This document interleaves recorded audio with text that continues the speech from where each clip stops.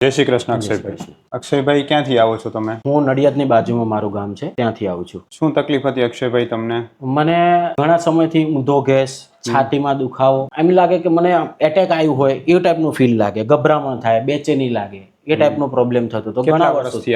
આશરે 2021 પહેલાથી આ પ્રોબ્લેમ છે, 5-6 વર્ષથી. તમે નડિયાદમાં લગભગ કેટલા અલગ અલગ ડોક્ટરને આને શું રિપોર્ટ છે, શું મળ્યા હતા? નડિયાદ અને અમદાવાદ થઈને 6-7 ડોક્ટરોને મેં બતાવ્યું છે. એન્ડોસ્કોપી થી માંડીને અમુક ટાઈપના જે પેટને લગતા રિપોર્ટો, સોનોગ્રાફી છે, સીટી સ્કેન બી કરાયું છે, MRI બી કરાયું છે, જે ટોટલી બોડી ચેકઅપ જે આપણે કેન્સરનો જે રિપોર્ટ કરાવે એ બી થઈ ગયો છે. એટલા બધા રિપોર્ટ કરાવી? એટલા બધા રિપોર્ટ. કેમ એટલા બધા રિપોર્ટ શા માટે કરાવે? ડોક્ટર જડમૂળ સુધી પહોંચી ના શકે એટલા રિપોર્ટો કરાવે તો નિદાન આવ્યું નથી. આનું નિદાન કાંઈ ના આવ્યું. તમને શું રોજ કોઈને કોઈ ગોળી ખાવી પડતી ગેસની, એસિડિટીની? હા, રોજ ઓમિપ્રાઝોલ છે, પેન્ટોપ્રાઝોલ છે, કે જે આપણે લિક્વિડ ફોર્મમાં જે આવે ડાયજીન છે, એ બધી ગોળીઓ, દવાઓ લેવી પડે. રોજ લેવી પડતી? હા, રોજની કેટલી ગોળી ખાવી પડતી? દિવસની ઓછામાં ઓછી ક્યારેક સારું લાગે તો 2 તો લેવી જ પડે મિનિમમ, અને વધારે તકલીફ થાય તો કેટલી લેવાય એનું કોઈ કહી ના શકે. બરાબર. ડોક્ટર નિદાન શું કરતા તમને આ ગોળીઓ આપીને? ડોક્ટર બસ એટલું જ કે તમને એસિડિટી છે, પેટની જે બસ માનસિક તમને જે છે માનસિક તકલીફ છે, બસ આને તમે મગજમાંથી કાઢી નાખો, તમને કાંઈ છે જ નહીં, એવું જ કે. એવું કહેતા? હા, એવું કે. પણ આપણી જે તકલીફ છે એ તો આપને જ ખબર હોય કે શું તકલીફ છે. તમને પોતાને જે છે એ જ્યારે ગેસ ઊંધો ચડતો ત્યારે શું શું તકલીફ લાગતી? એક તો ગભરામણ થાય, બેચેની જેવું લાગે, માથું આમ બધું ભમવા લાગે, આ જે ભાગમાં છાતીના ભાગમાં દુખાવો થાય, બેક પેન થાય, આ બધી સમસ્યાઓ થવા માંડે. ફરતો દુખાવો થાય, તમને એકદમ ગુસ્સો વધારે આવી જાય, બહારથી કોઈ ઘોંઘાટ જેવું વાતાવરણ હોય એ આપણને બિલકુલ ના ગમે. આ બધી સમસ્યાઓમાં તમને જે કહો છો ગોળી તમારે તો ફરજિયાત તમારે ગોળી લેવી જ પડે? વિલાયતી ગોળી પેલા લેવી જ પડતી? ફરજિયાત લેવી જ પડતી. અને જો તમે એ ન લ્યો તો તમને આ બધી સમસ્યાઓ વધી જાય? આ પાછી કન્ટિન્યુ એ થઈ જાય. અને લ્યો તો કેટલા કલાક માટે શાંત રહે? એ બસ અડધો કલાક ઓછું રહે, વળી પાછું થવા માંડે. તો તમે મારી પાસે આવ્યા ત્યારે તમે એ પણ કહેતા હતા કે તમને ઊંઘ જે છે પણ ઓછી આવતી. ઊંઘ પણ ઓછી આવતી હતી. મનમાં આ જે પ્રોબ્લેમ છે એના સતત એક ડર જ લાગ્યા રાખે કે આ પ્રોબ્લેમ છે, એટલે બીક લાગે એમ? હા, બીક લાગે. બરાબર. શું બીક શું લાગતી તમને? આ મારી સાથે આ શું પ્રોબ્લેમ શું થાય છે, અને આ પ્રોબ્લેમ એવો હતો કે આમ આ પ્રોબ્લેમ ને કોઈ ડોક્ટરોને વર્ણન કરે ને તો ડોક્ટર આપણને એમ કે આને કંઈક માનસિક જ થઈ ગયું છે. એવું છે? હા.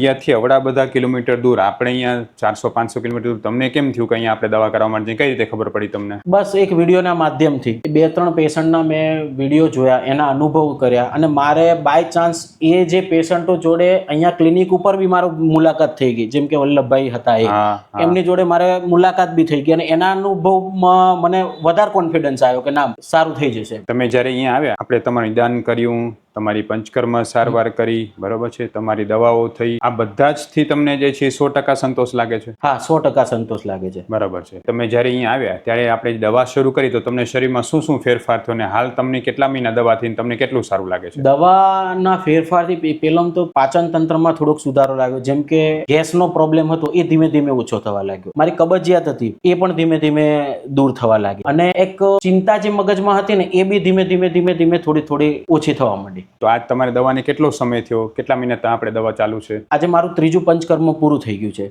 અને સતત આ 3 મહિના ઉપરની મારી દવાઓ. બરાબર. હવે તમને કેટલું સારું લાગે છે? કહેવાય ને કે હવે આમ એન્ડ જ આવી ગયો છે એકદમ મારી તકલીફોનો. બહુ સારું લાગે છે તમને? બહુ એકદમ સારું લાગે છે. પેલા જે ફરિયાદ હતી કે પાચન ન થતું ને ગેસ ઉપર ચડતો, ગભરામણ થઈ જતી, એ બધી હવે થાય છે ક્યારે?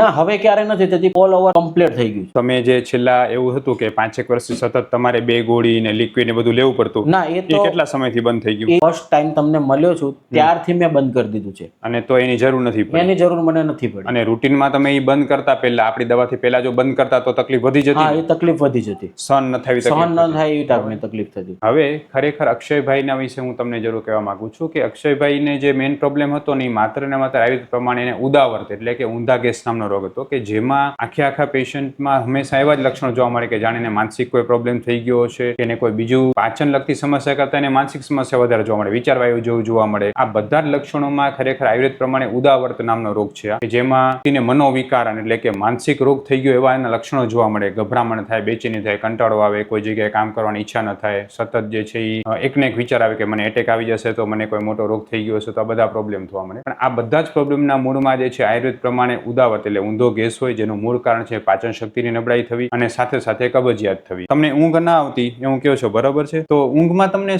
શું લાગતું? એમ એક્ઝેક્ટ ગાઢ ઊંઘ આવે જ નહીં, સતત સપનાવાળી જ ઊંઘ આવે? સપનાવાળી ઊંઘ આવે કે ડરવાળી જ ઊંઘ આવે? ડરવાળા વિચારો અંદર આવે ઊંઘમાં. આમથી આમ પડખું આપણે ફેરવે રાખીએ. પછી એના માટે તમને જે આવા પ્રોબ્લેમ રહેતા તો તમે હાર્ટના બધા રિપોર્ટ કરાવી લીધા? હાર્ટના બધા રિપોર્ટો કરાવી દીધા. કોઈ પ્રકાર કાંઈ પ્રોબ્લેમ નહોતો, બરોબર? હા, એમાં કોઈ સુધ નહીં. તો છેલ્લે ડોક્ટર એમ કહેતા કે તમે માનસિક ટેન્શન લ્યો છો? માનસિક, અને એમને મને માનસિકની ટેબ્લેટ પણ આપી. અચ્છા. હા, પણ એ મને ખબર પડી એટલે મેં એ ટેબ્લેટ જ દિવસ લીધી અને બંધ કરી દીધી, કેમ કે મને એટલી ખબર પડી ગઈ કે મને માનસિક તો નથી જ. બરોબર. તમે જ્યારે આપણે ટ્રીટમેન્ટ માટે આવ્યા અને આપણે પંચકર્મ સારવાર થતી અને જેમ જેમ પંચકર્મ સારો થયો એમ વધારે સારું થતું જતું હતું દર વખતે? હા, કેવો અનુભવ થતો તમને? બહુ સારો અનુભવ થતો હતો એના.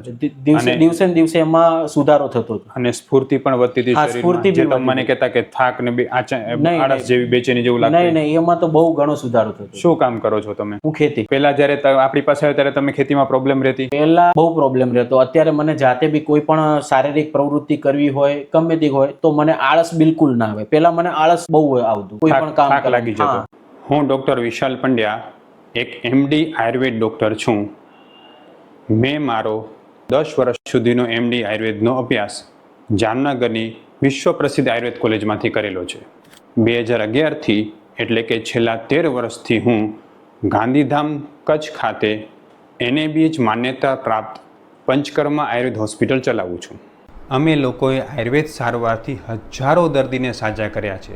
તેના વિડીયો રિવ્યૂ અમારા આ જ ફેસબુક, ઇન્સ્ટાગ્રામ કે યુટ્યુબ ચેનલ ઉપર છે, જે જરૂર જોવા અને જાણો કે કેવા કેવા જૂના રોગો કેટલા ઝડપથી સાજા થયા છે. અમે 2 રીતે સારવાર કરતા હોઈએ છીએ. સૌથી પહેલાં તો કચ્છ કે એની આસપાસના દર્દીઓએ હોસ્પિટલમાં રૂબરૂ બતાવવા માટે આવવું, અને બીજું કચ્છથી દૂર રહેતા દર્દીઓ માટે ઘર બેઠા ઓનલાઈન દવા પણ મંગાવી શકે છે. વધુ માહિતી માટે નીચેના નંબર ઉપર હાય લખીને વોટ્સએપ કરો, એટલે તમને ફીસ કેટલી છે, કોર્સ કેટલો કરવો પડશે વગેરે માહિતી વોટ્સએપમાં મોકલી આપશું.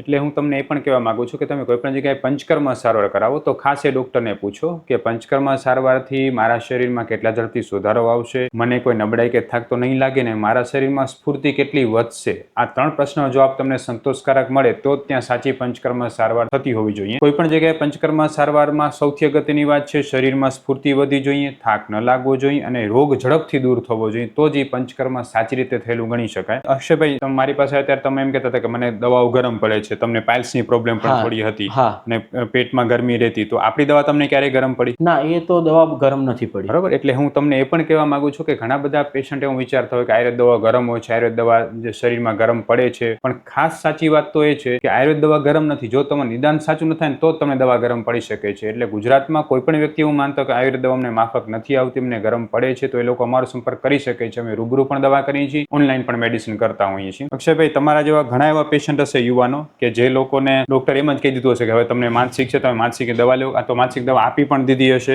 અને ઊંધા ગેસને માનસિક રોગ તરીકે એની દવાઓ બિચારા હેરાન થઈ જતા હશે. તમે શું કહેવા માંગશો એ લોકોને? આ જે પ્રોબ્લેમ છે હવે એનું કોઈ એલોપેથિકમાં નિદાન એનું બિલકુલ નથી, અને આયુર્વેદિકમાં આ નિદાન એકદમ 100% મારા પોતાના અનુભવ પ્રમાણે આ એકદમ સક્સેસ છે. અને તમે જે આપણી હોસ્પિટલમાં અનુભવ્યું કે તમારી જે પંચકર્મ સારવાર થઈ અને મેડિસિન્સ ને બધું થઈ, એમાં તમને એકદમ સરસ લાગે?